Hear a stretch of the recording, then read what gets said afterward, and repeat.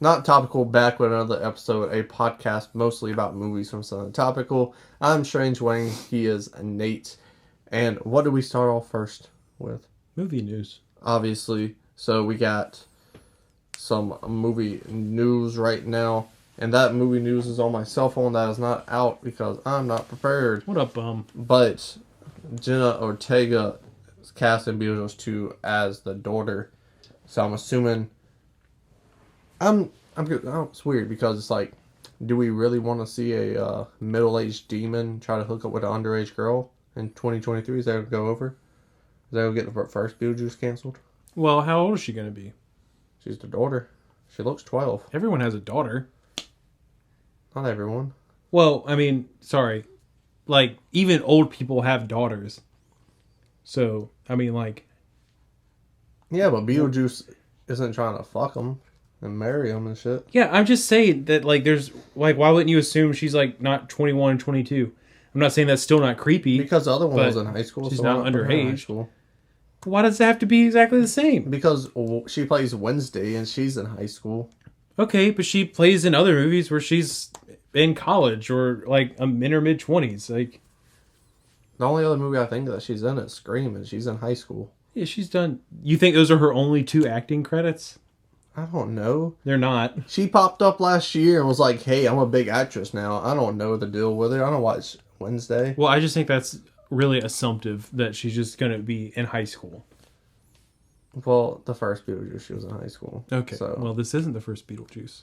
I would Who's say playing Beetlejuice? Michael Keaton. Oh, well then, awesome. Really? Kind of hard to explain how Beetlejuice, who is undead, has aged, but with that much makeup, maybe. Yeah. So, But I was in the car and I was thinking about this, and I was like, I think that's good casting yeah, on their part. However, I don't want a Beetlejuice 2. But it makes sense that she would go on and live her life and have a child. And it also makes sense that Beetlejuice is like, let me come up with another plan to get the fuck out of here. yeah. Is Winona Ryder going to be the mom? Yeah. Oh, well, I'm liking it a little bit more, but But also, is Tim Burton making this? Tim Burton ain't got it anymore. yeah, it's true. So, I love Beetlejuice. I'm a little worried about this movie, though. Yeah. Are you looking forward to Beetlejuice 2, just from hearing of it? I feel a little neutral about it. So That's Beetlejuice right there. ever since Dumb and Dumberer, my expectations for sequels to movies that are coming out 20 years after they have been released, I don't have them. I just don't have expectations. The last few have been very good. Yeah, Top Gun Maverick is incredible. Love that movie. It's so good. That's the biggest one, but Bill and Ted 3, Yeah. great reviews on both sides. Yeah, it did. You have Ghostbusters Afterlife, which is the second best Ghostbusters movie. Yeah. But And it got good reviews. yeah, but like no one was like crazy about either of those. Like they came and they went. Yeah. Like they came and they went. I'd rather get a good movie that comes and goes than a fucking stinker. Well, here's my thing with Beetlejuice 2. Being like the whole kind of like goth aesthetic is like kind of in now. Yeah. And so this is good timing for Beetlejuice 2 in terms of like the younger crowd's like readiness to receive it. This will probably get a bunch of them to go watch the first Beetlejuice for the first time in their lives, which I love that. So I don't care. If the movie's bad, then it's never gonna make me not love the first Beetlejuice. Like Yeah. you will not have that effect on me. I will not ever let any sequel ruin how I feel about the first one if it's something that I loved. And so I don't care. Have at it. If it ends up being incredible, then awesome. Now I have 2 Beetlejuice movies that are awesome. I hope he's still Beetlejuice, though. I don't want him to tone down his character. I don't think they will. I don't think that things have gone as soft as you think they have. Well, I was on Twitter today. What is Twitter? Twitter is like this small sample size of population. Twitter is a fucking wasteland. Twitter is a hate wasteland. Twitter's just like the people, like the loudest of the people, you know? And I'm not saying that because Elon Musk owns it. That's been the worst social media app since it's been invented. Yeah, you can literally just say anything and people will fucking believe that shit. Somebody tweeted a video the other day of two female. It was a female like an MMA fight, and one of the With the dude. but it's not a dude. That's not a trans woman. No, the dude's beating up the chick. They are both women, and I the top off. Though, and right? I'm not saying that like as she says she's a woman, call her a woman. That is a person who was born a female. Like, she literally has been using steroids her whole career, and the league that she is in allows that. And that is why I fucking hate Twitter. Because people are like, oh, look at this is what equality is in sports. And they post this video of two women fighting, but one's like way fucking bigger than the other one and beats the shit out of the other one, completely overpowers her. Clearly suggesting that she's a trans woman. It's like, no, she's not. She's literally just been using steroids her whole life. Like, I saw one, and the chick didn't have on the top. Oh, and it was a girl versus a dude. And the dude didn't have a top on. Well, so that's why I thought it was a dude. Oh no, but that must be a different video. This is a different video then. But it's stupid shit like that, where it's like, quit being dumb, quit just trying to say shit.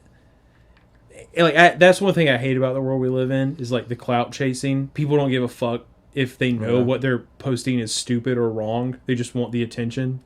But I wish the internet had like time limits, you know? Yeah. Like open and close like a fucking McDonald's or something. Stay open till 2 and then leave you the fuck alone. Anyways, something I don't think they're gonna soften Beetlejuice up was my point. Yeah. Yeah. Something else I saw on Twitter, but it is true because they did on the Tonight Show. Another sequel being released 20 years after, probably 20 years. Good Burger 2. Oh yeah, I saw that. Go in the trash can. Don't care. Yeah, I don't care about that either. It's like, it's too late. It's going to be too heavy on 90s tropes that aren't cool anymore, so. There is not nearly in my opinion, I could be wrong. Good Burger 2 could be the box office blowout of 2024 or 2025, whenever Paramount it comes out. Plus is that shit just going straight to streaming, dude. Yeah, it probably is. Unless, did they say it is? Do you know? I don't know. I'm assuming so. Good Burger is such a product of its time, and even then, not everyone watched all that. And then kind of like, subsequently Good Burger. I don't think there's a big enough audience for that. Well, that's why streaming is like a good place for it. Yeah, solid attempt. Trying to cash in on nostalgia. I love that Keenan and Kel are both in it. I love that for them. I love that their time on all that and Good Burger has basically just... I don't know what Kel's been up to, honestly, but Keenan, he's been doing a lot of Nickelodeon stuff still. Oh, really? Yeah. Yeah, so that set them up for what I would call successful careers. Good for them. I don't give a shit about Good Burger 2. But the only way I think it'll be a good movie is fucking one of them, which would obviously be Kel, because Keenan would be the one who would like go on and get a real job and shit. Yeah. Good Burger shuts down. You would have to clerks it up a little bit to make it more adult, I feel like. Leave the 90s stuff behind. Keenan gets fired. Kel goes to him. He's like, dude, I got a little bit of money. My aunt died. Because you got to make it realistic. He's not winning the lottery, no dumb shit like that. Let's reopen the Good Burger. Well, the Good Burger's closed. How are we going to do that? Food trucks. Food trucks are in. They're popular. There's only one movie about food trucks, and that's Chef. Yeah. You could make a really fun movie about that, but you have to make it authentic to that world because people love that shit. They go to fucking food truck day they go to places that have food trucks in them. Like, that's like a little fucking community of food truck goers. Yeah. I feel like if you went that route, it'd be a good movie, but they're not, I don't feel like. That's what Nomadland really should have been about, was like food truckers. You know what, let's write our own movie. Fuck Good Burger. A movie that I could never write would be Quentin Tarantino's 10th film, and it's going to be about a famous film critic from the 1970s. I don't think there's going to be any blood in this movie. It's Tarantino. You might be surprised. Well, it's based on a real-life film critic. I forgot her name, and I didn't write it down either. Yeah. I don't know. I'm really interested. Do you truly believe it'll be his last movie? No, I feel like he's gonna take 10 years and like do his own shit. He's gonna make some plays. He wants Reservoir Dogs to be a play, so I hope he does that. Yeah. I hope he does that. He wants to write like actual novels and stuff. I don't care about the books. I hate reading. Readings for prisoners. I will not read a Quentin Tarantino book. I will get a free trial from Audible and I will listen to one in the car, but I won't read a book. I hope he does some plays. Honestly, I think he's going to go write a TV show, and he might direct a couple episodes. I would be cool with a TV show. Yeah.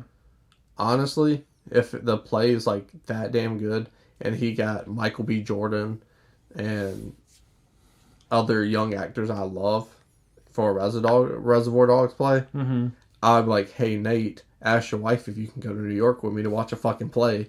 I've never done it before. That would be pretty cool. And for it to be that play, sign me the fuck up. Well, you should start saving, because not only is the trip to New York going to be expensive, I guarantee you tickets to Tarantino's play with the original cast are going to be hella expensive. No, he already said he didn't want to do it with the original cast.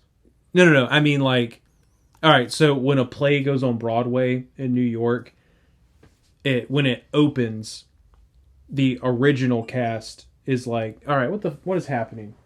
Your wife says you can't go to New York. Maybe. So, all right, let's say he's got Michael B. Jordan and like Miles Teller and like young people that are popular doing this stage play, right? Well, at some point, the original cast, they can't keep doing that play forever because they have lives that they have to go to. So the original cast for a Broadway show is always your big names. They're the draw. They do it for like maybe a month. Okay. And then the play keeps going, but they get different cast members to play it. So if you wanted to go see it with the OG, like the original screen or stage cast, those tickets are going to be stupid expensive. That makes sense. I'm not saying I wouldn't pay for it. I'm just letting you know, if for whatever reason that happened, you better start saving now. Bruh, you were out of town and I was going out of town, so I didn't tell you. I just spent $900 on my car last week. Oof. And it wasn't even a full week. It was Wednesday to Saturday. Was it the shit that needed to be fixed, or was it the stuff that just bothered you? No, it was shit that needed to be fixed. Oh. I had to get brakes and calipers and shit like that and whatnot, inspections. Whatever. I was going on my trip. I didn't want to break down, so I was being extra cautious. Yeah. And I was like, I need to go get an inspection and my oil change. Mm-hmm. And they were like, fuck you. And then I got something else done. And we found it. Long story short. Yeah. That sucks. I have a maxed out credit card. Yeah. Click an ad. Hit the thanks button. Donate some money. But while we were both out of town, we also had the Oscars. And I wrote some notes, some questions down. Is there a curse for the most beloved indie movie of the year? Because Licorice Pizza had that love, and then Oscars, and it do shit at the Oscars. Tar, same thing. Oh, this movie's gonna win the Oscar, Best Picture. This movie's so fucking good. This movie's so good. Did Tar win any fucking thing? No. It did not. Yeah. Is that like a curse? Something that's gonna happen? June's gonna hit. Festivals gonna be like best movie of the year. Oscar season comes. Fuck you. Yeah. No, nothing. So here's the thing about the Oscar. All right, Licorice Pizza, not as beloved as you're making it sound. A lot of people did not like that movie. When it first came out, I'm talking about it had hype up until its release. A lot of people. No, I'm talking about the festival curse. Yeah, maybe. Yeah, it's possible. Here's the thing with the Oscars.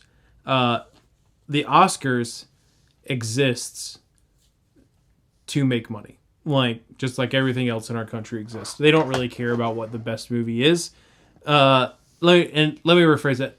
Like, the people who vote for the Oscars,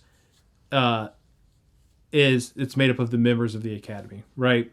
Here's a quick Oscars crash course in case you didn't know how it works.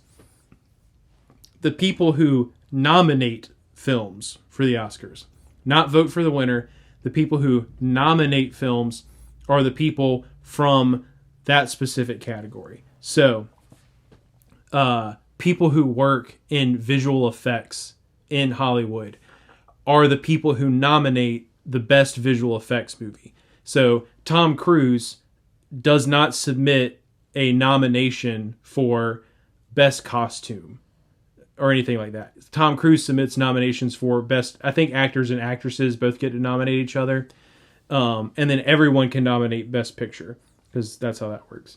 Okay, so people in their specific category are the ones who nominates them. Once the nominations have been set, then everyone who is a member of the category can vote on the films that have been nominated by the people from those specific groups. So the Oscars is also really worried about the fact that people don't give a shit about them anymore. So, yeah, I don't think it's necessarily a curse. I think it's intentional.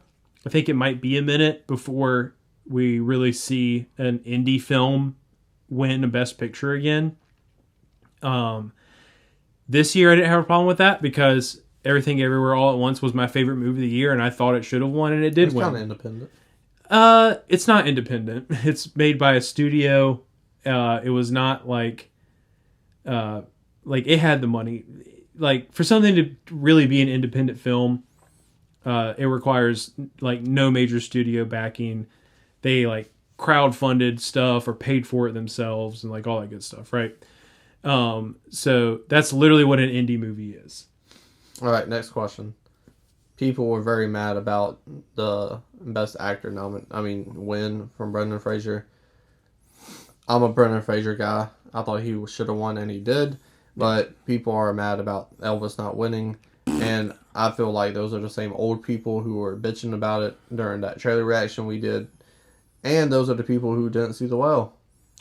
Yeah, a lot of people don't like The Whale because they think that... fat shaming.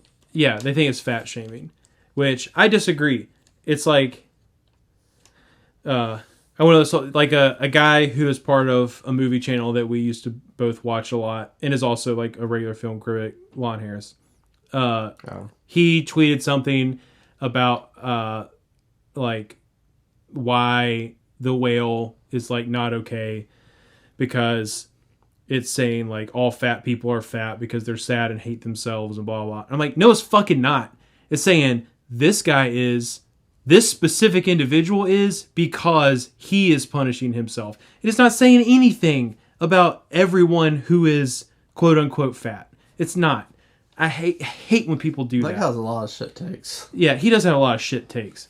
So I very much disagree with that opinion. I don't like it. The Whale was about a very specific individual person and why he was going through what he was going through. Don't generalize it. There's no need to. The whole movie is a character study of a singular character. It's an excellent movie. Brendan Fraser deserved it. I think Austin Butler, even though I don't like Elvis, the movie or the person, his music's fine. Makes music? Elvis? Oh, I thought you said Austin Butler. No. I was on that for a minute. Yeah, Austin Butler did a really good job. I understand why he got nominated. I think he deserved the nomination. I don't think he should get it over what Brendan Fraser did in The Whale. Way more emotional range. Like, I understand that traditionally, like the people in the Oscars, they love quote unquote transformations. Brendan Fraser did kind of like the Gary Oldman Darkest Hour. Yeah, Darkest Hour thing, or like the Christian Bale Vice thing. You know, he go with The Machinist. He was still wearing The Machinist. He was still wearing a suit, but he did also gain a lot of weight to like, you know, make his face look right and stuff like that. They love that kind of transformation, but what they specifically love is the kind of transformation Austin Butler did, where you are essentially becoming this character. Austin Butler does not have a Nashville accent. He literally like just learned how to do it and came onto it, and he got so used to it that if you watch interviews that he did for like several months after the film, he was still talking like Elvis because he had like forced himself to talk like that for so long. He like it literally just kind of changed his voice. So I think that's why some people are upset about it, because he did put a lot of work into that. It is a good, technically it is a really good performance. I don't give a shit if people are mad about it. Brendan Fraser deserves the world. Freaking love that dude. And his performance was absolutely Oscar worthy. I don't know about the world. He deserved a singular award. And I'm glad he got it. Next, this is more of a me thing. Yeah. I think Jamie Lee Curtis got the pity Oscar for supporting actress. Yeah. You agree? I do. Like Everywhere, Everything All at Once should have won the supporting actress. But it should have been Stephanie. Yeah. One. Mm-hmm. Yeah. It's like her part is good, and there's different dimensions to her role. Same as Stephanie's. Yeah. Stephanie just didn't wear hot dogs on her fingers. It's true. And you know what? You know what drives me crazy about that? I don't care if this is a controversial take. People are so upset about Angela Bassett not getting that award. It's like, she's still in a, like, I'm sorry, I just have no respect for superhero movies. I just don't have it. And it's like, I didn't see Black Panther 2. I'm not going to see Black Panther 2 because I'm done with Marvel, period. It has nothing to do with the fact that it's Black Panther movie. The only Marvel movies that I'm going to go see are the Spider-Man movies, or if they come out with, like, maybe when they, like, really throw in the X-Men, I'll go watch those. But I don't give a shit about Marvel anymore. It's a freaking superhero movie. Just stop with that shit. Jamie Lee Curtis did get a pity Oscar, but it is not a race thing. It should have gone to Stephanie Sue, and that's how I feel about it. That's the movie news. Next, Nate recommended a bunch of music for me to listen to. Oh, nice. I'm giving him feedback on that on Not Topical after this message.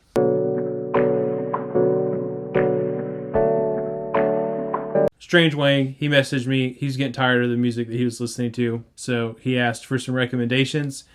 I thought of some, and then because I have really bad ADHD and my brain doesn't let me make lists off the fly very easily, I wrote some down, and then he just found this out like 5 seconds ago that after that, I just handed the phone to my wife and was like, hey, Dylan wants to listen to some music, write down some artists. He didn't know that they weren't all from me, which makes this even more exciting. Yes. So let's see what he talked about. I'm gonna go around. I'm not gonna go in order. Okay, that's fine. We'll start with this one because you already knew about this guy. Did you go back and listen to some more Hobo Johnson?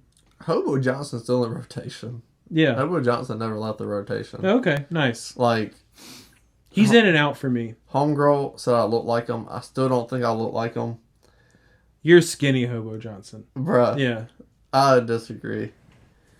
It's so weird because I was down bad for that girl. I don't remember her name anymore. The girl who sounded like Hobo Johnson, one we used to work with. Shawty used to be making salads. Oh, Gigi? Yeah. Oh, dude. I would hit on her every single day at work. Mm-hmm. The whole entire shift. Hobo Johnson's fire. Okay.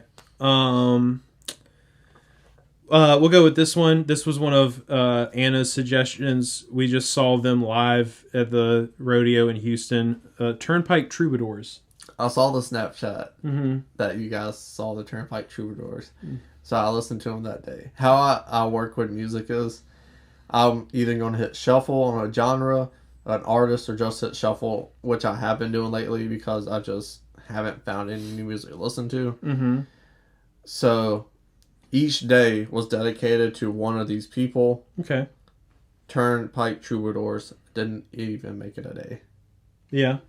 I drove around for 2 hours and I was like, all right, it feels like two very pretentious puzzles that has the same exact pieces. Okay. But two different images. Okay. And they were put together and it just made something that I found to be it was kind of atrocious, I'll also say that. Yeah. I don't like country music.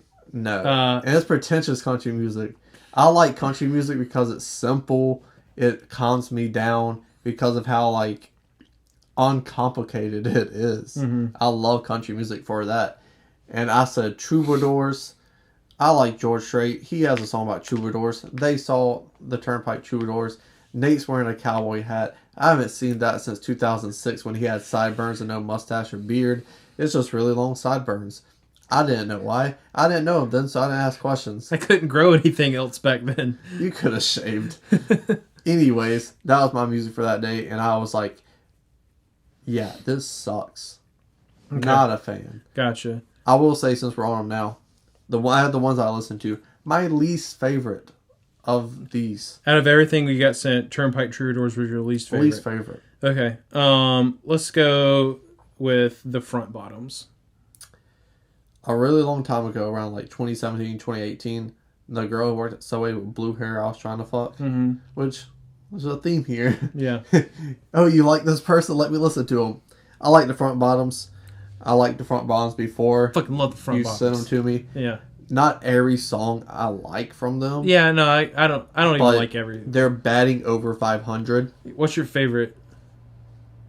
Jeez, I don't know the name of it. I'll be honest with you. I don't listen to them. Is it Tie Dye Dragon? No, let me. Is it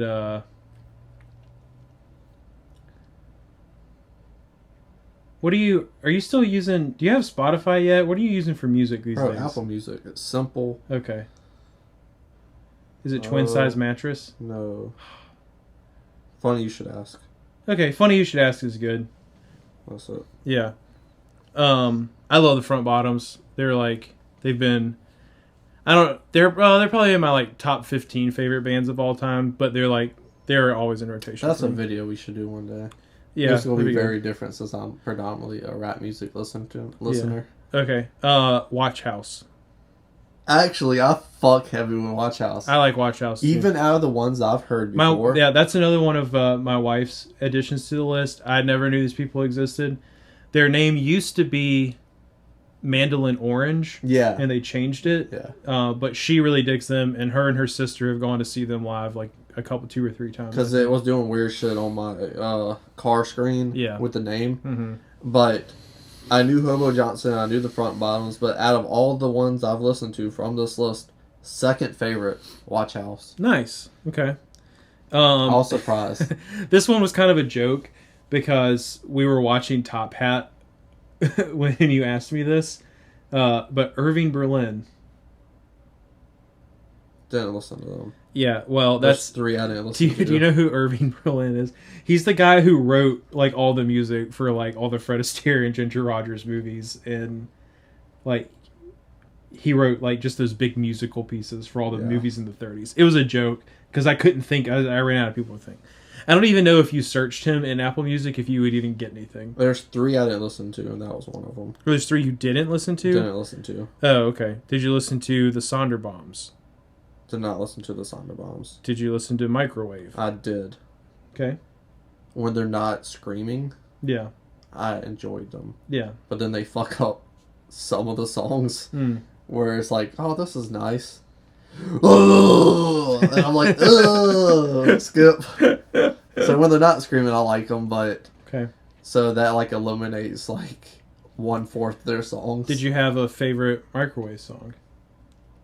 Back to Apple Music. Microwave again is like maybe not all time, but of the past 5 years are like a top 5 for me.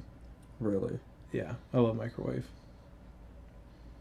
See, it's good because I hit this play button and it just plays all their music. Vomit, that's the one they're screaming on. Like, yeah, they do. Is this it?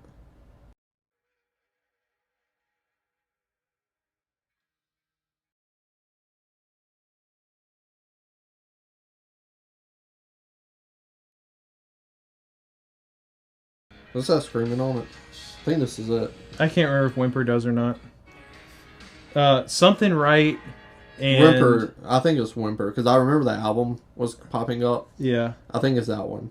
Because it took a while before I was like, damn, that was like a fire-ass song. Yeah. Alright, Phoebe Bridgers. One I didn't listen to. Oh, okay. Phoebe Bridgers is like super popular right now. I think you might actually like some of her stuff. I really fuck with Phoebe Bridgers. It's Anna loves her. Like Anna's a big Phoebe Bridgers person. I never listened to her before I married my wife. I fuck with Phoebe Bridgers. She's good. And then I think that just leaves Mom Jeans. So Mom Jeans. Yeah. Actually, like, I'm not gonna say like I understand you better from listening to them, but what a perfect fucking fit while I was listening to them. Yeah. They have a song and then they just like throw in a PlayStation lyric, and I was like, it all makes sense. Like, what a good fit for you. Yeah. Also, something that would make my rotation as well, and actually was my favorite out of the list that was sent. Yes! I fucking love Mom Jeans. It gave me, like, you're going to not like this, and if you know who Mom Jeans are, any of these bands, you're going to be like, he's disrespectful as fuck when it comes to this type of music.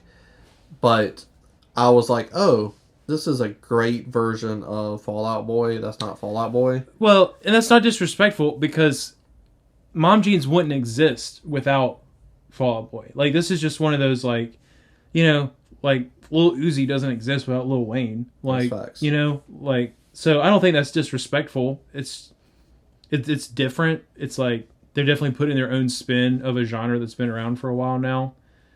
But Teeth, favorite song. Teeth, yeah, yes. Teeth is good. I've been really big on Sugar Rush lately. But I don't think there's a single Mom Jeans song I don't like. I fucking love Mom Jeans. Like, everything is so, like, consistency. Yeah, I thought they were very consistent.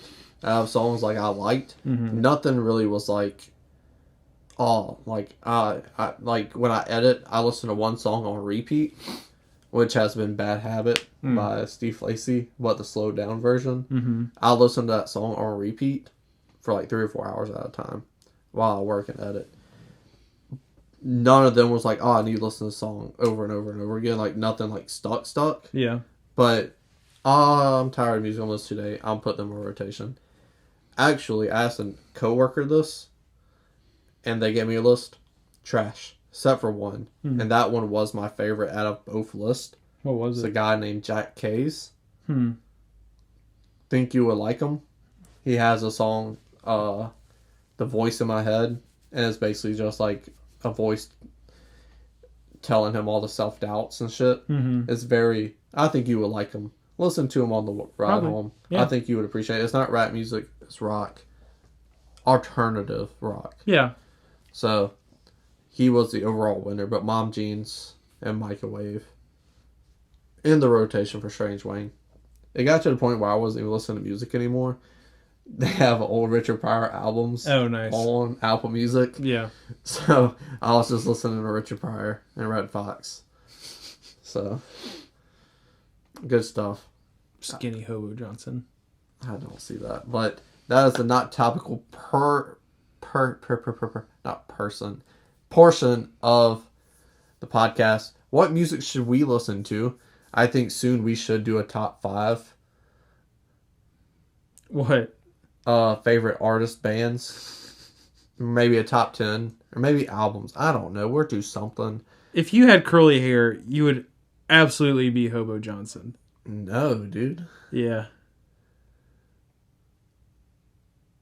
He looks like Hobo Johnson. Yeah, and you look like not a fat version, but 10 pounds heavier, non-curly haired version of Lil Dicky. So, there. Yeah, I have better teeth. Yeah, he raps better. That's true. He's very good. He's incredible. Dave Season 2 is coming out. I was like, dude, I forgot all about this show. I need it to end so I can binge watch all of it. Dave Season 2 is already out. Well, I'm seeing commercials for it now on YouTube. So, but yeah, let us know what artists we should do. Should we do top 10 albums, top 10 artists / bands? What should we do? Because I feel like my albums are just going to overlap. Like, it's going to be the same artist a few times. Graduation, College Dropout. Are we including mixtapes? Because that throws it all off then. Well, why not? Oh, jeez. Wayne. But that'll be a video for another The day. Greenhouse Effect Volume 1. Yeah. Fucking jeez, Asheroff. What a guy. All right, stay tuned. Top 5 action movies of all time. Here at NotTopical, we're unfortunately poor. And this money you see on screen, that's CGI. That's not real money. Because again, we're poor. So if you want to click in the ad eye in the corner, that video is monetized and we can make money off it. So please go watch it. And if you click an ad, we make more money. And if you really want to help, there's the thanks button right there below this video. Back with the Not Topical podcast. This is the movie top 5 topical version of that. And we're doing top 5 action movies in honor of John Wick Chapter 4. He's going to tell you how top 5s work. He's going to start with his 5 and 4. I'll give my 5 and 4. 5 and 4. Then we trade 3-2, 3-2, 1-1. We also have something called the Zemeckis rule, which just means we both have the same movie on our list, but one person has it 2 spots or higher. We just talk about it once when we get to it on their list. Honestly, I don't think my top 5 my top 4 will ever change. I think it's the most cemented list I have. They may move around. Yeah, you're a nostalgia whore, though. But when I it comes think to action movies. this list is pretty stuck. Except for the number 5 spot. Top 10, I would have a harder time making a top 10. Number 4, actually a new entry. Well, from the last time we did this video. 3 years ago. It was Enter the Dragon, but it changed when this movie came out. And I think we actually did it for this movie, actually. But it is John Wick 3. It's my favorite of the John Wick films. It has the best world building / action I've ever seen in a film, including The Matrix, including Mad Max. I just think world building is such a difficult thing to put in a script, and to have it mixed and blend in with action. Because you think of world building movies, usually they're pretty slow, and John Wick 2 is slow, but John Wick 3 doesn't stop on the world building, and it does expand on it even more. But when you think of those movies, you think of the first Lord of the Rings, kind of slow. First Harry Potter, kind of slow compared to the other ones. Star Wars even, kind of slow compared to the other ones. So, world building, such a hard thing to do. So, on a movie making platform, it just takes so much talent and skill to pull this off. And it does it perfectly. And the action, the choreography of this movie is fucking mind blowing. Like, if we're talking about choreography, it's the best choreography of action on my list. Yeah, for sure. Did not make your list, and I'm surprised. Did Jonathan Wick happen to make your list? No spoilers. Yeah. He did. Oh, yeah. Okay, I'm curious which one, since it's not 3. 3's my favorite one. I think it's the best one. As you can tell, because it's on my list. Number 4, Big Trouble in Little China. I absolutely love this movie. I think it works on so many other levels than just action. Because you had the small portion of the Americanized action through Kurt Russell's character, Jack Burton. You get the one-liners with him. You get the guns with him. But then you have this whole kung fu, fantasy, side action pieces throughout the movie. Like the big street alley fight scene. You get a lot of kung fu stuff, and then thunder and lightning and comes in, and they be fucking shit up along with Lopan with his giant fucking coke nails. What a fucking idol of mine. Greatest coke nails in film history. It's him, and then Grandpa, what's his name? Grandpa Joe from the original Charlie and Chocolate Factory. He has coke nails. Yeah, he does. But just the comedy they blend in with that, I think it's amazing. The action set pieces are built up to them. You anticipate them, not because, this movie's slow. It's like, okay, I'm learning about these characters. This character or that character's in danger. They're in a point in this movie. I don't know if they're going to make it out alive. So, from that aspect, them action set pieces are earned. And you get a multitude of different things blended together, and it works. And for the big obvious reason I've said 1,000 times, you have this movie filmed from not the main character, but the side character's perspective, and it has a whole dynamic to this film that's never been done before, which is why it's my number 4. Jack Burton, also with the one-liners. That's really why he's my number 1. Yeah, you love a one-liner. I'm in the movie too. Wang. It's all in the reflexes. Wang. Yeah, Big Trouble in Little China. One of my favorite presents that you've ever given me, physically and the experience of the movie. Enjoyed it a lot, and I was very sick when I watched it. I'm very curious what you get me for my birthday, because it was such a great sick movie to watch. If you are sick and you just want a really fun movie to watch Big Trouble in Little China, because it's you don't need when you're sick, it's you don't want to have to pay attention too much, and this movie is just enough, because it's you can be just as confused as Kurt Russell is about what the fuck is happening, and you just enjoy the movie the same, because it's your main character also has no idea why what is happening, and you just get to go on that ride with him. It's pretty awesome. Somebody out there's my favorite movie to watch when I'm sick is There Will Be Blood. Yeah, well, and good for them. I mean, if you want to, if I was sick, I would probably fall asleep watching There Will Be Blood because I'm already tired sure. and it is slow. But what do you think I'm getting you for your birthday this year? What do I think? Yeah, what do I want? What do you think it is? Probably an action figure. It's already ordered, so It's probably an action figure. But I think it's Bob the Goon. Mint on card because you love me and you'll spend a little extra money on me. how much is that? I don't know. I look at the price. Mm. I don't know the prices. Mm. But what I'm buying myself for my birthday, actually I already bought myself something for my birthday, but what else I'm buying for myself for my birthday is a replica TG Hyper Librarian? ooze, no, gross. No, TGRI ooze canister from the original Ninja Turtles replica Yeah. because I have fucking DTOF just for one Ninja Turtles movies, and the top is Princess Bride, which I love, but I'm gonna have to move that somewhere else. But Nice. it looks very nice. It looks very fancy. It does. So my number 5 is gonna be It Man. Really? Yeah, dude, it's good. You should watch it. That was not on your list last time. This is something you watched specifically for this list? No, I actually watched It Man 5 years ago, 6 You're not years a kung ago. fu guy. Yeah, I'm not, but like I forgot how much I really enjoyed that movie. Mostly because I really tried to forget about the roommates that I watched it with. Is when I lived over on Drake Street. Gotcha.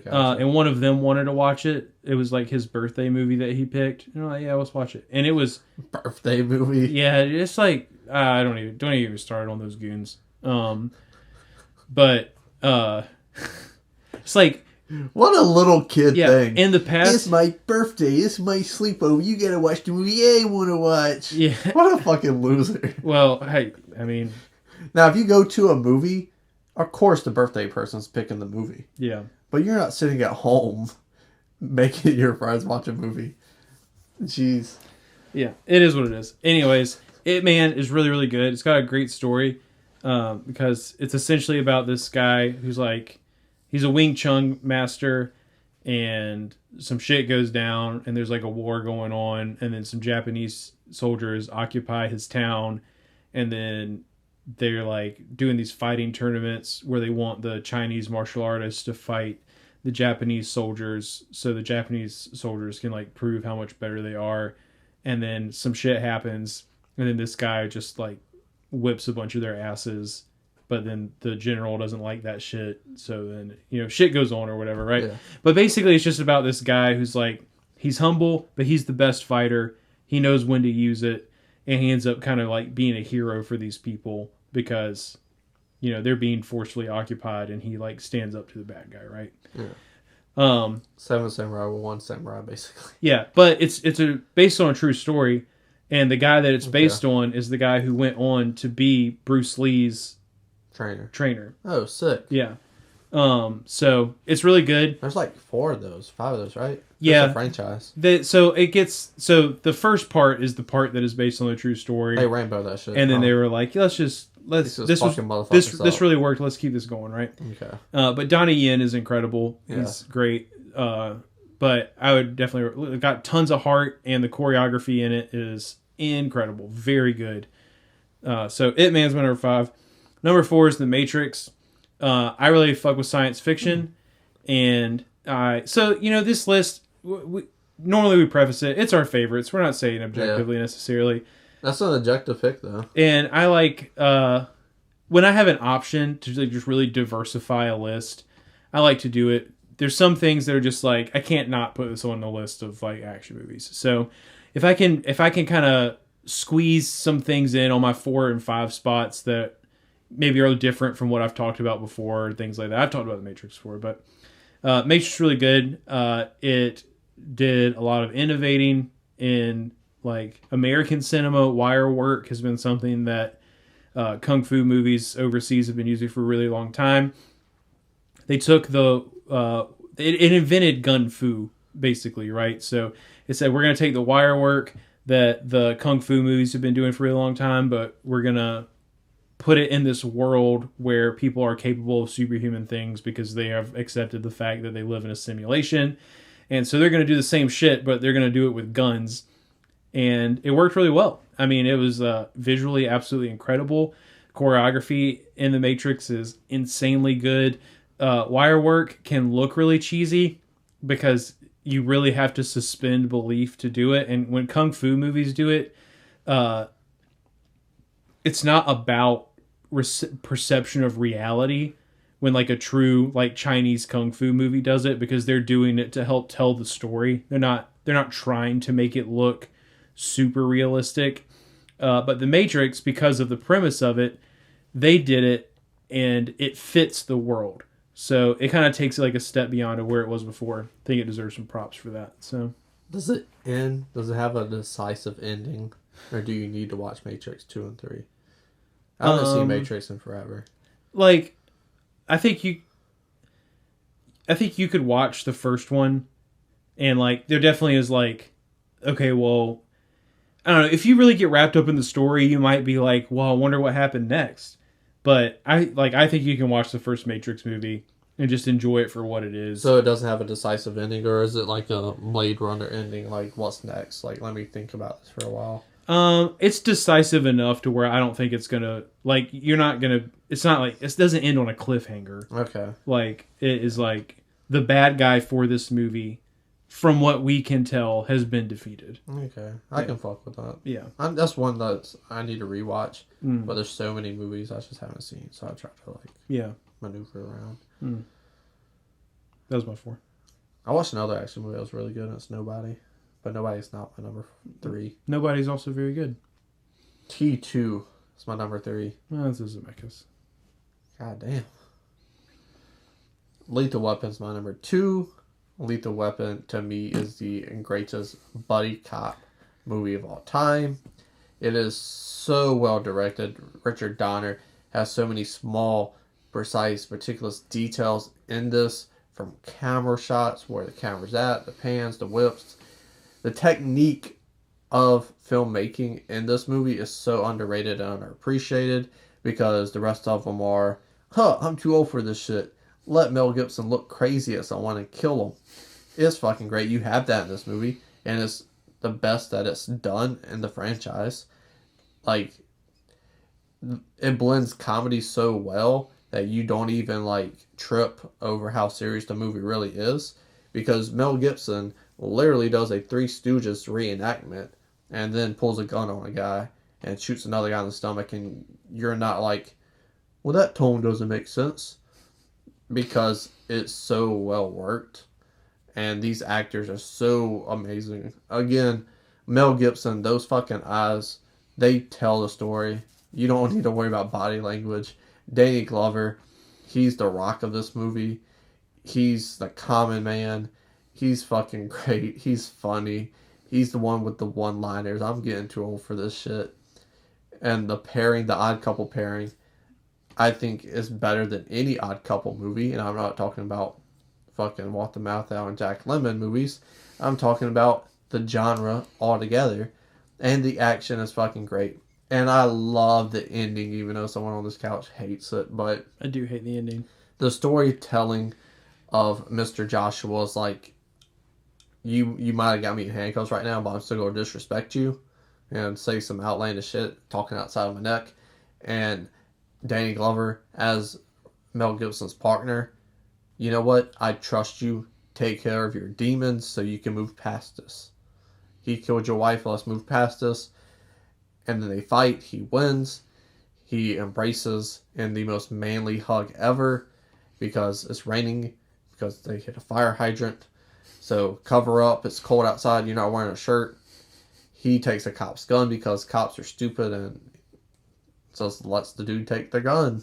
And let him out of handcuffs in the first place. No, I don't say that. Which is stupid. He goes, Mr. Joshua goes, and Gary Busey pulls the gun. He goes and points it. And they both, at the same time, pull their guns and shoot Mr. Joshua at the same time. Showing trust, love, his bond, culminating in one of the greatest third acts of all time. And I love this movie so much. Third act ruined that movie. The first 2 acts are incredible. I was so hyped when I was watching that movie. And then in the end, I was like, that was stupid. You already won. You know what has a really... Doesn't make any sense. You know what has a really bad third act? What? Blazing Saddles. Yeah. I still don't like the third act. I don't love it. It's grown on me some. That's my number 2. Not an action movie though. It's not. It has parts. Yeah. That fucking action bracket we did on in the corner. I was surprised it wasn't on that list. Yeah. That motherfucker put Rocky 4 on that shit. That movie doesn't even have a fucking gun, I don't think. A gun that goes off. Do any Rocky movies have guns? I think that one does because of security reasons. Yeah. But like no one's out there shooting guns in Rocky. Yeah. It's not Southpaw. Yeah. Number 3 for me, Mad Max Fury Road. I've said this before. I think as time goes on, this is going to be regarded as one of the at least greatest movies of its decade. Innovation-wise, what? I think it's already there. Yeah, I mean, I think it. I don't think we're just like far enough removed from the past decade to like be hyping it like that. I think if you go and watch Mojo or Rotten Tomatoes or whatever the case may be, yeah, it's going to be up there. It's top 10 action movies of all time. Yeah. I think it's top 100 movies of all time as well. Yeah, I agree. The movie's incredible. I said this earlier when we were doing our bracket. What I appreciate about the movie is the action in it is it's very adrenaline based, and the movie does a really good job of like not necessarily like a roller coaster plot wise, although like it kind of is, but in terms of the action, it's very roller coastery. We're like it goes from 0 to 100, and then it drops from 100 to 30, and then it jumps back up to 100, and then it just immediately like there is no gradual build up. It's like everything seems fine, and then shit, it just hits the fan like spontaneously. It's like taking, like I said before, it's like taking multiple shots of adrenaline after you just calm down after the last one. So really the pacing in it, obviously cinematography in it is incredible. Mad Max, I think this is almost like he's the muscle of the group. Like Furiosa can handle herself. Obviously she's a badass. I definitely don't think it's like to the extent of a Big Trouble in Little China, but Mad Max is kind of the sidekick. Yeah. Like in the story that we are following. Like he's his own character. Like because we have had other Mad Max movies, we kind of know that Max does some other shit. Yeah, he's a name value. But in terms of the story that Mad Max Fury Road is telling, he has just kind of gotten sucked into this because it is beneficial to him to like be partnering with them for the time. And we see that he has a little bit of a heart. But this is kind of another story where your main character is kind of the sidekick of the plot. And I never really thought about it like that until just now. Yeah. And He really interesting. fell into some deep shit. Yeah, he really did. And so that's my number 3. My number 2 is the first John Wick. I freaking love this movie. I love genre movies that get me invested in the characters. So like if I'm watching a genre, or not a genre, if I'm watching a romantic comedy or a romance movie or a drama, or even just like an indie character study film, investment in character is really important, right? You have to have those in those kind of movies. You don't necessarily have to have character investment in an action movie, but it definitely helps. And they always give you like a little bit. Lethal Weapon. They give you enough backstory about these guys. They tie Mr. Joshua into the killing of homie's wife. And so like there's a level of investment there. But John Wick is like, he's not even, like, he literally has just finally made a decision to leave everything behind him. He is beginning the grieving process over his wife. Like, he is so close to just being a normal dude and not have to worry about it. And then what happens. So the amount that I feel for John, like how much I want him to have a resolution to his story, like his motivation and everything, I just like, I love that. I just feel for that character. And on top of that, it has, like, it started the franchise that has shown us the best action choreography we have seen maybe ever. I mean, it is incredible. And it's not just the choreography, it's the way they shoot it, like the angles, and like the frame and aspect ratio are all perfect enough where you can actually observe and watch this choreography play out. So not only did they make really good choreography, you get to enjoy it, unlike some other action franchises out there.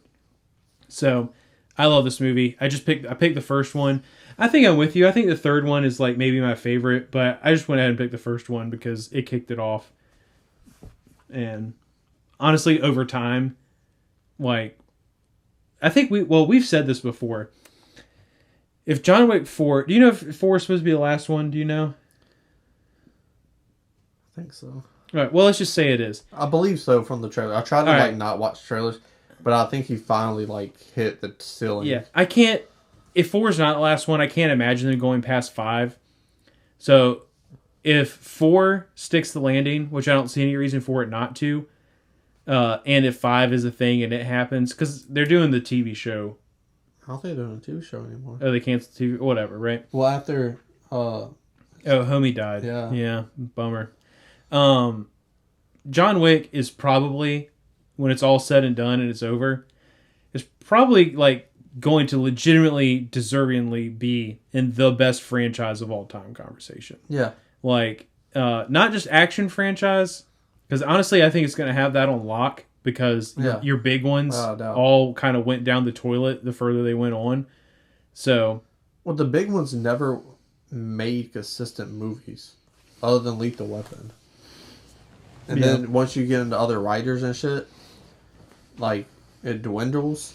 So you have Lethal Weapon switching it up throughout. Same cast, but switching it up to the back, behind the camera stuff switches up. What studio makes John Wick? Universal. That's what I thought. I hope when they are done with Universal, they literally take the rights to John Wick and fucking lock that shit in a vault forever. Do not sell that shit to anybody so they can try to make more. Like, just let it rest. Like, please, finally, just take something that was so good and just let it be good. But people like making money, so we'll see. But even if Keanu Reeves don't come back, I don't think it counts as John Wick franchise. Yeah, but like 20 years from now, I don't want like a John Wick reboot where, 40-something-year-old Miles Teller is playing John Wick now. Yeah, that's true. Well, I mean, he's in his 30s, so he'd be 50-something. But yeah. But like Terminator 1, 2. Let's take a break to 04, 05. Oh shit, let's make some more. Doesn't work because all you have is Arnold. You don't even have Sarah Connor come back. Alien, even though it's not a pure action franchise, same thing. What else is on my list? Predator came back with Prey this year. Prey was good, again, but like you switching up the members. Yeah, in front of the camera and behind the camera. Well, the star of Predator is the Predator, and you had a Predator, so I don't really give a shit. If Richard Donner and Shane Black wrote Predator 2, it would have been a better movie. And directed it. It would have been a better movie. Because the tone, which my number one is going to be Predator. That was your number 2, right? Yeah. Predator's my number 1. So you have this jungle, it seems very realistic. It seems like it's set in this real world, and then number 2 comes in, and it's like this like border post-apocalyptic, like modern big city, and it's like that doesn't feel like the same Earth that Predator was on. Like, it seems like that movie just seems like it came out of left field for me personally, where I don't like it. Yeah. Because the first one is my favorite action movie of all time. I love it because you get Arnold Schwarzenegger. So it's going around murking motherfuckers in the very beginning. Hitting one-liners. If that was a knife in a guy, says stick around. Like, the shit's fucking phenomenal. You got the fucking handshake. You got Dylan, you son of a bitch. The quotes in that movie is fucking insane. Directing, again, Richard Donner is... Fuck, I forgot his name. Meathead from All in the Family. What's his name? Who directed Princess Bride? That's the easier question for you. You don't know who directed Princess Bride? No, Rob something. Directed When Harry Met Sally. Reiner. Rob Reiner. Like, Richard Donner and Rob Reiner, the two most underrated directors of all time. Yeah, Rob Reiner is a very good director. Like, yeah. Richard Donner got fucking hits. He makes very good movies. Shane Black wrote an amazing script for this where we learn all the other commandos or army people, or you want to call them, in the very beginning with one scene of them going on a plane. And there's just being meant. One dude's reading a comic book, telling pervy jokes. We know who that guy is just based on this 5-minute sequence. Sonny, we know who he is, etc. And you just have them murk the fuck out of people in the beginning, which is fun. And then, what is that? There's a monster, a demon in this jungle. You're crazy. These people are skinned to death. We don't know what the predator looks like. Another one where if my shirt looked like I'm a fucking predator looking at me. You know what I'm saying? Yeah, it does actually. Another one where I watched where I was a little kid, and I was like, I like that big muscle guy. He's on the cover of this VHS. Let me put it in. I don't know what the predator looks like until they know what the predator looks like. So it was another one where it was just like, oh my god. Like, that thing's fucking massive. Yeah. It looks fucking crazy. It's got the gauntlet with the fucking stabby Blades. things. Yeah, blades. Mm-hmm. So what the fuck is the blades? Yeah, Assassin's Creed motherfucker. Yeah. So, like, what a fucking thing to conquer. They don't know how to conquer it. And then Arnold has to go 360 from what he did in the beginning, which is those murking motherfuckers, to having to set up traps, Home Alone style, play it smart, that kind of thing. So you get different action set pieces when it's all said and done. You get one-liners throughout, and Arnold just being Arnold, which is amazing, and I love that. Yeah. It's so weird when people get to know me and they're asking me movie questions, and they're like, oh, who's your top 5 favorite actors? James Stewart. Who's that? Explain to him who James Stewart is. Oh, you know that Christmas... It's Mr. Smith. Christmas movie where he grabs the moon. I forgot the name of it right now. Yeah. I don't like that movie too much. It's a Wonderful Life. It's a Wonderful Life. Oh, yeah. I know that movie.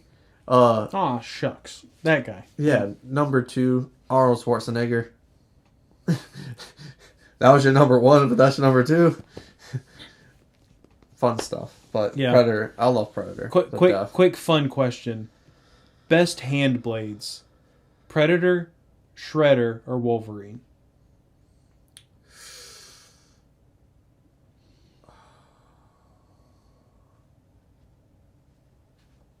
I'll go Predator because it has the Jags in it.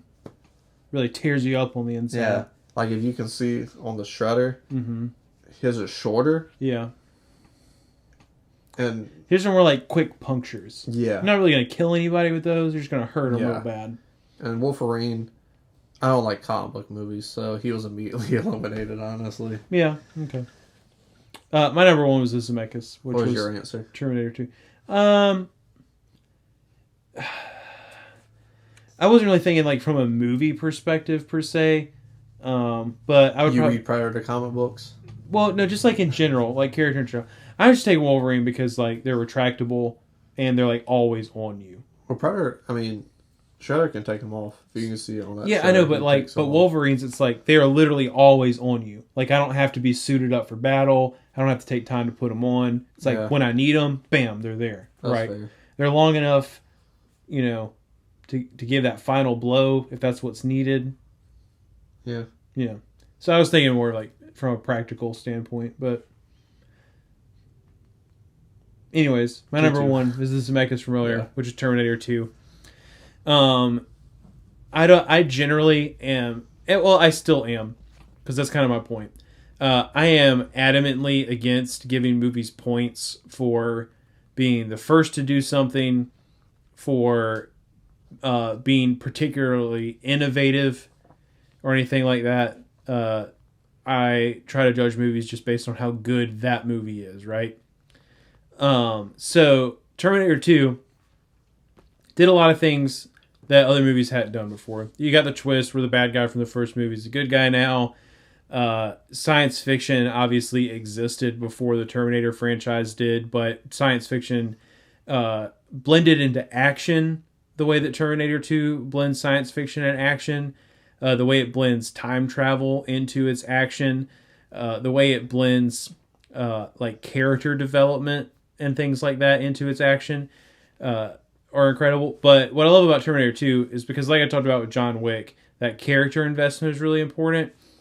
And little homie in this movie, like some of the best parts of Terminator 2 are him teaching the Terminator how to be cool, right? And it's like he's just this big motherfucker, but he's there to protect him. So there's almost this air of like, well, I found him.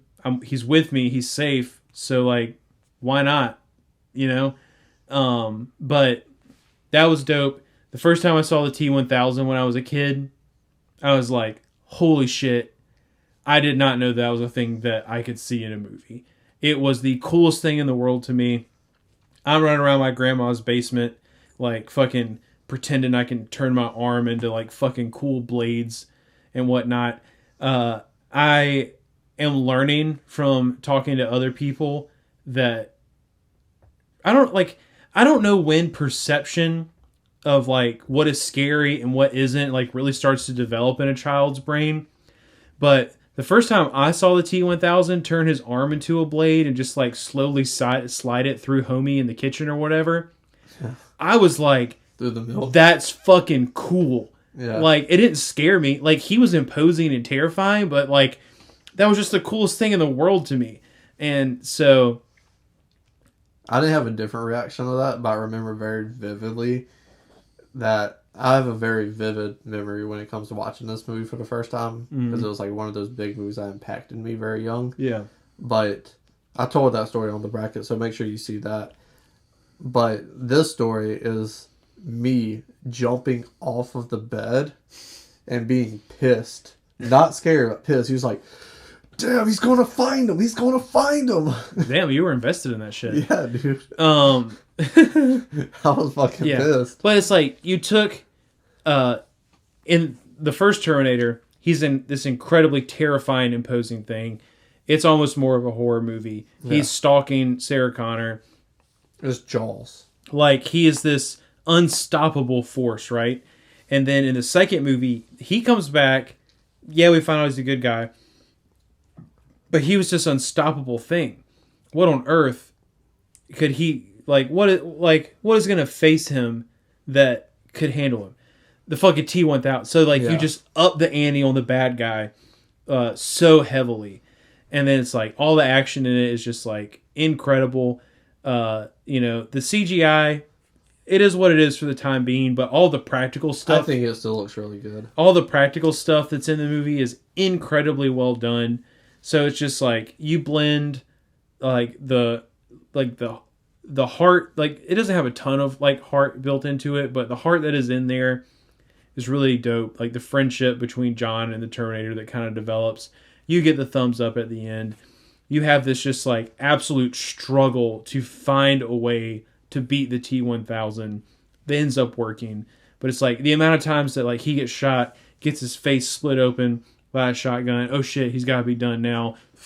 Nope, still going. Like it's just what a sound that was. Yeah, I know, right? Just top to bottom. Like I don't think you can top it. Like yeah, it's got every element that needs to be there for an action movie to be incredible. And like John Wick's my number 2. The reason it's like John Wick, you learn pretty early on in John Wick, it is going to take essentially a small army to stop this man, and even that might not be enough. Whereas in the Terminator, you have that tension of, can the hero beat this one singular bad thing? Yeah. Like John Wick's enemy is the politics of his world. It's not any individual person. But you took the baddest motherfucker, found someone badder, and then let me go on this ride of these 3 trying to figure out how to stop it. And it's fucking awesome. Yeah.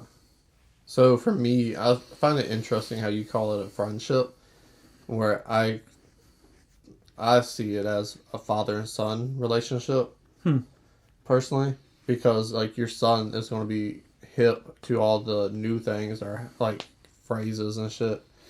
So when he goes home and teaches dad the new cool handshake, that is remnants of that, in my opinion. But I think this might be stretching it to some. I think it's a really good movie that just happens to be an action movie. I dig that. On a lot of levels, James Cameron is a phenomenal filmmaker. He knows how to weave in multiple emotions, as you see in this film, with the tension. At times, I guess it could be scary to one. The action scenes, the heart, the thrillingness of deceit with Sarah Connor, the T-800's relationship in the very beginning, even when they're friends, it's more frenemies, and Arnold playing it perfectly because I have no emotions. Yeah. He is little, but big him reprogrammed me to listen to him. Yeah. So I don't care what you say, lady, without like caring, you know. So to me, it just works on so many different levels. The build of that movie, because they never really beat the T-1000. They narrowly escaped the T-1000 multiple times. Right. If he doesn't pick a Mack truck, the movie ends in 30 minutes. Yeah, that's true. Like, to have that cornered, and it's like, all right, we gotta beat this dude, or there's no escaping this time. So, from that on, I think it's one of the greatest movies of all time. Top 50, I would say top 50. And to me, it's the greatest action movie of all time, but it's not my favorite action movie of all time. But definitely deserve to be on this list. Both our lists for sure. Tell us down below in the comment section below, what is your favorite action movie? Scroll back up, hit the like button, share the video, and subscribe. It's not a game.